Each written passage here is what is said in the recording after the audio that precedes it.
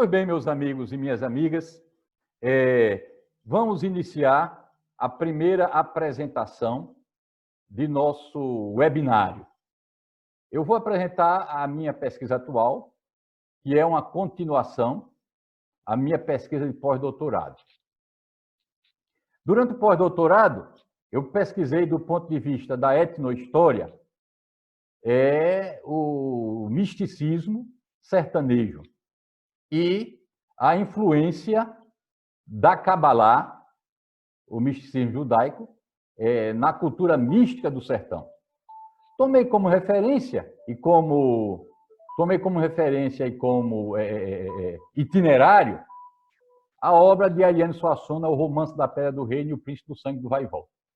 Então, depois de um ano de pesquisa, de entrevistas, de observação participante, eu publiquei um livro que já está à disposição pelo Sebo Vermelho, uma pequena editora de Natal, Rio Grande do Norte. Mas, de todas as minhas observações e de todas as conclusões que eu tirei da cultura criptocabalista no sertão do Rio Grande do Norte, na região do Seridó, a que chamou mais a minha atenção foi o aspecto do feminino. Como a mística do feminino ela está presente na cultura sertaneja.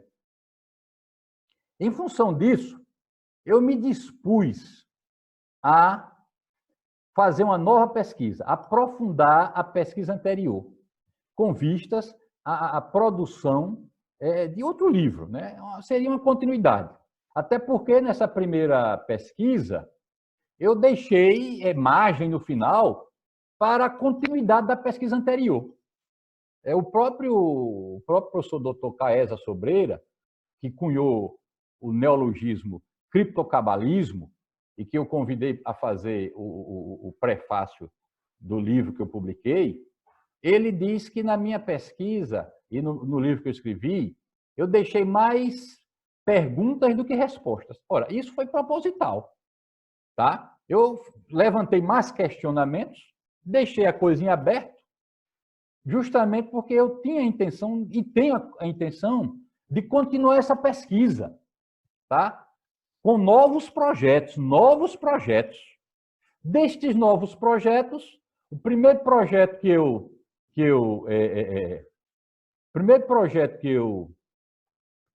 estou desenvolvendo é um projeto que diz respeito ao criptocabalismo no feminino. Ora, vejam, a cultura sertaneja, ela tem uma dimensão feminina muito forte. Essa questão do feminino é muito forte no sertão, tá? E eu fiquei encantado quando eu percebi a importância, por exemplo, da principal festa religiosa do Seridó.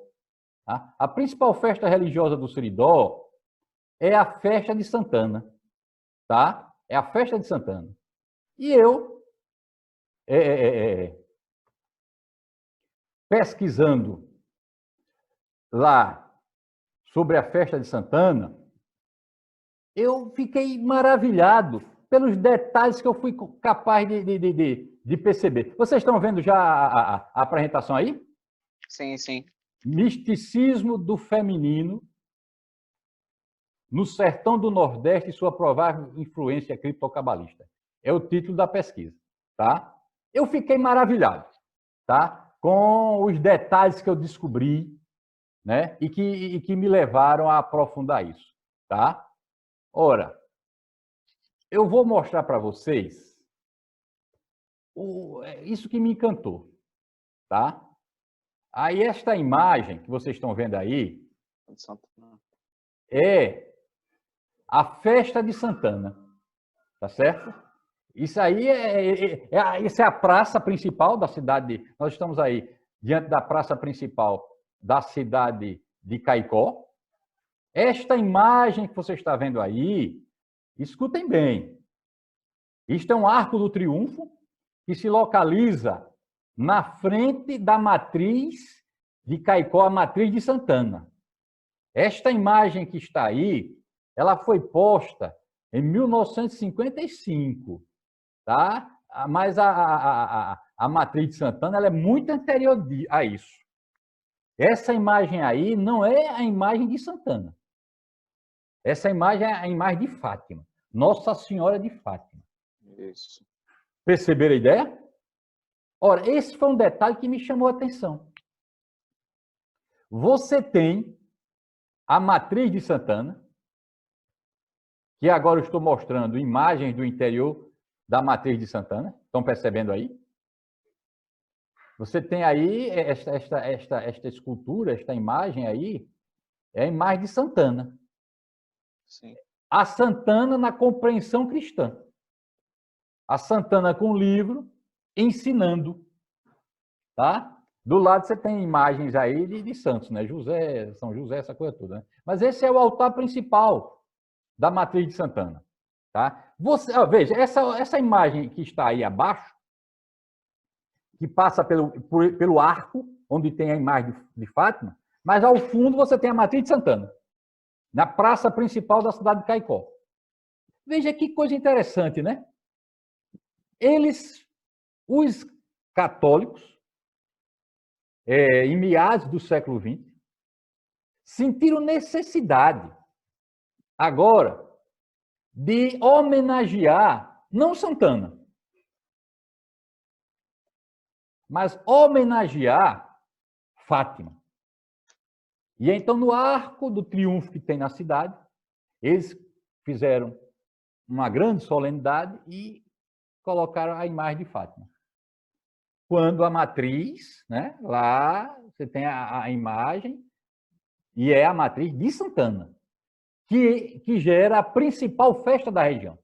Você tem também aí, no altar secundário, no altar lateral do interior da matriz de Santana, você tem esse candelabro aí, que é exatamente uma menorá. Ora, numa igreja católica, na matriz de uma cidade extremamente católica do sertão nordestino, na região do Seridó, com a cultura arraigada muito forte, eles têm orgulho pelo fato de serem seridoenses, do sertão, tá? Eles têm muito orgulho disso, tá? Você tem uma menorá judaica. Pois bem, então isso tudo chamou minha atenção. E conversando com os descendentes de criptojudeus que viveram na região aí durante o século XIX e século XX, que hoje são praticantes do judaísmo, são retornados ao judaísmo, eles me disseram o seguinte: teve um muito Manuel Moura, que é muito perspicaz, muito atento aos detalhes, e me disse o seguinte: professor, essa Santana, que deu origem à festa de Santana, não é a Santana, a avó de Jesus de Nazaré. Eu tomei um susto quando ele disse isso. Não é a Santana, a avó de Jesus de Nazaré. Eu disse, como? Ele disse, é a Ana, mãe do profeta Samuel, personagem do Velho Testamento. Ora, isso me deixou bastante intrigado. Continuei minhas pesquisas, e aí Paulo Valadares, que é um pesquisador, um genealogista, um pesquisador também das questões criptojudaicas, ele lançou um livro que ele escreveu sobre as origens sefarditas, judaico-sefarditas da família dele, em Sergipe.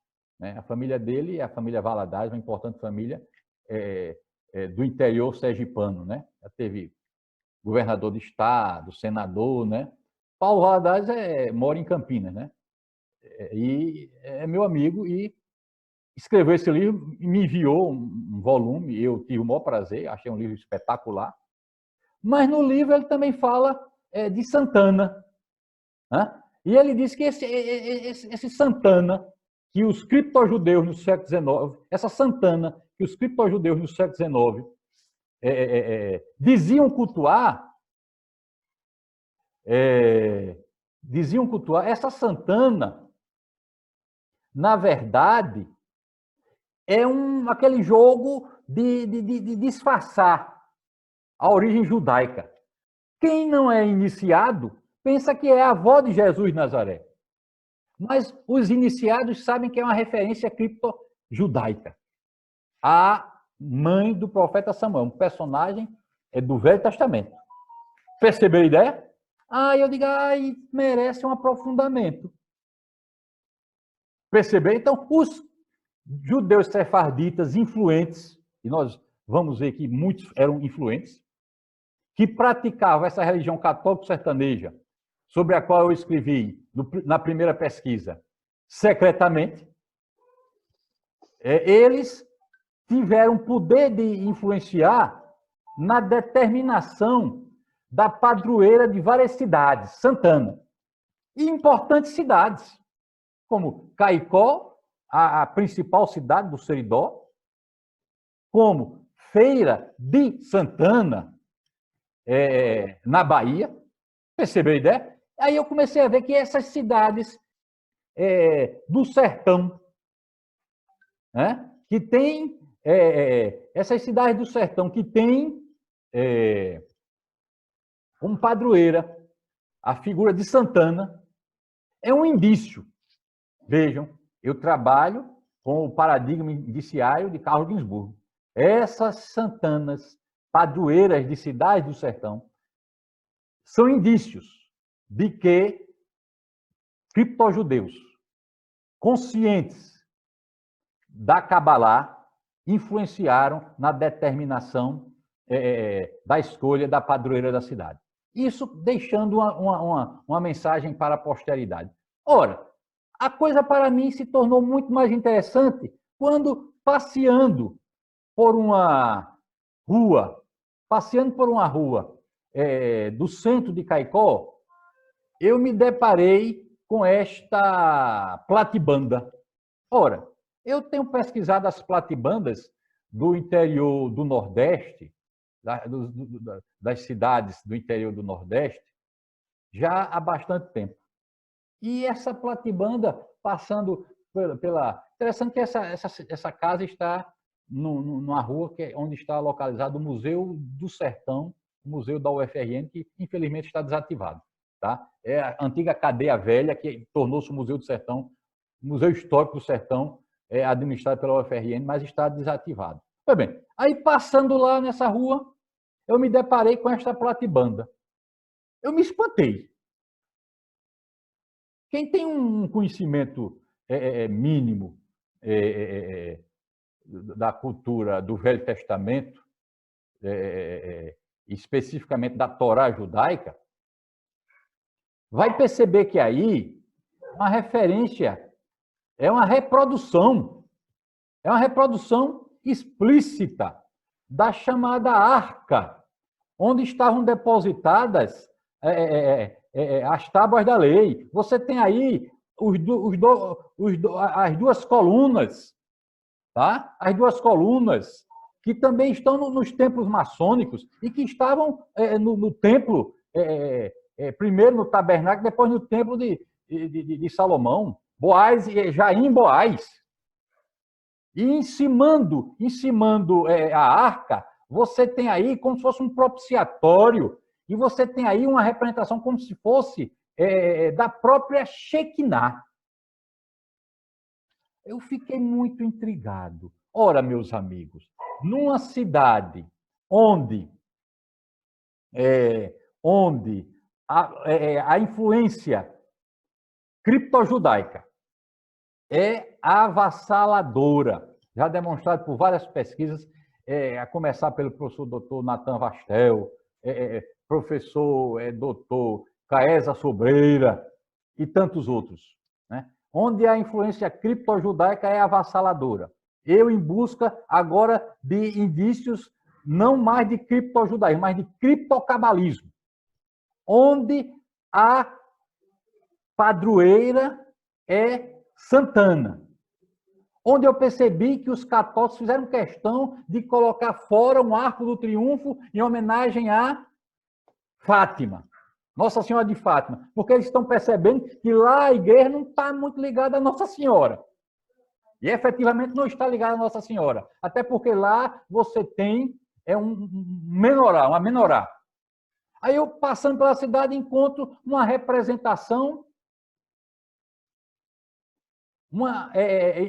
em alto relevo, numa platibanda, numa casa que pertenceu a uma pessoa que, no final do século XIX, início do século XX, era riquíssimo, fazendeiro, com dono de várias fazendas, riquíssimos, riquíssimo.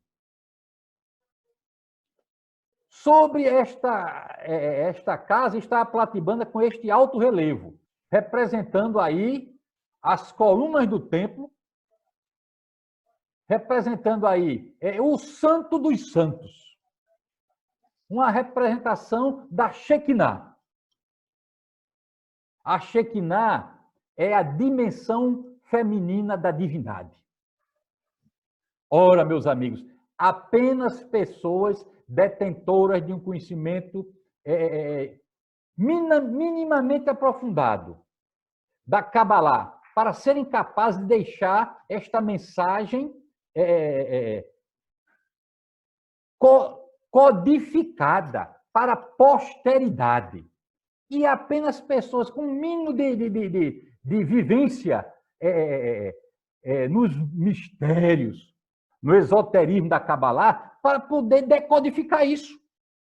Perceberam a ideia? De maneira que eu fiquei maravilhado. Tá? Fiquei maravilhado quando percebi isso.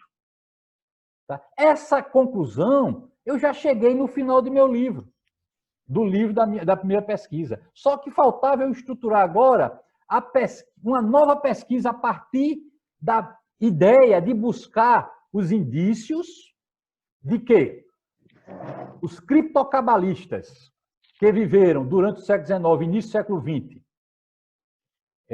autênticos seguidores da chamada religião católica sertaneja, que Pedro Diniz Ferreira Quaderna foi o grande representante na literatura de Ariano Suassuna. Somente pessoas que tinham essa capacidade de perceber isso foram capazes de deixar esses indícios. E eu agora tenho um compromisso.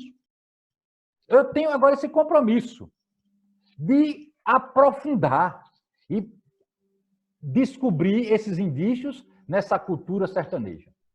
Qual foi, então, o novo caminho que eu fiz? Né? O projeto que eu, então, construí a partir daí. Pois bem, a partir daí, eu busquei novamente a obra de Ariano Suassuna. Dessa vez, uma obra póstuma, né? Que foi publicada após a morte dele. Tá? Ariano Suassuna viveu de 1927 a 2014. Olha, eu não tenho como esquecer o nascimento e a morte de Ariano Suassuna, porque coincidiu com o nascimento e a morte do meu pai. Meu pai também nasceu em 1927 e morreu em 2014. Bem, este livro de Ariano Suassuna, este novo romance dele, agora em 2 volumes, foi publicado uma obra após a sua morte. Ele vinha escrevendo já há muitos anos, que ele, na obra, ele diz que é justamente o legado final dele, a luta dele contra a moça Caetana. A moça Caetana, que já está na obra dele, no Romance da Pedra do Reino, e o Príncipe do Sangue Vai e Volta, que é a morte sertaneja. A morte sertaneja é uma mulher sensual, é uma mulher atraente, é a moça Caetana, que dá o beijo no indivíduo na hora da morte. É o beijo fatal na cultura sertaneja.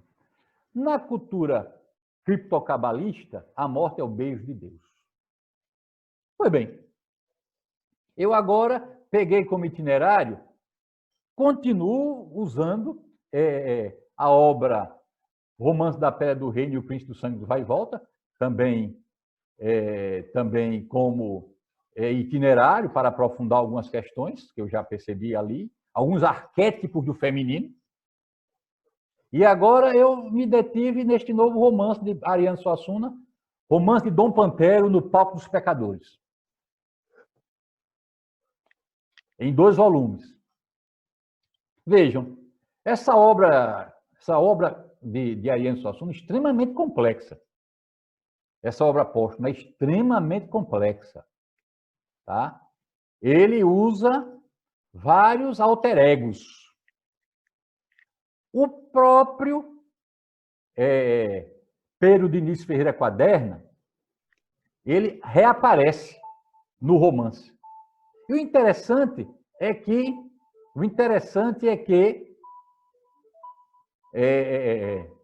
Ariano Suassuna diz, logo no início do livro, ele diz o seguinte: para ler esse livro, esse novo romance, em 2 volumes, só leia quem já leu o Romance da Pedra do Reino e o Príncipe do Sangue Vai e Volta.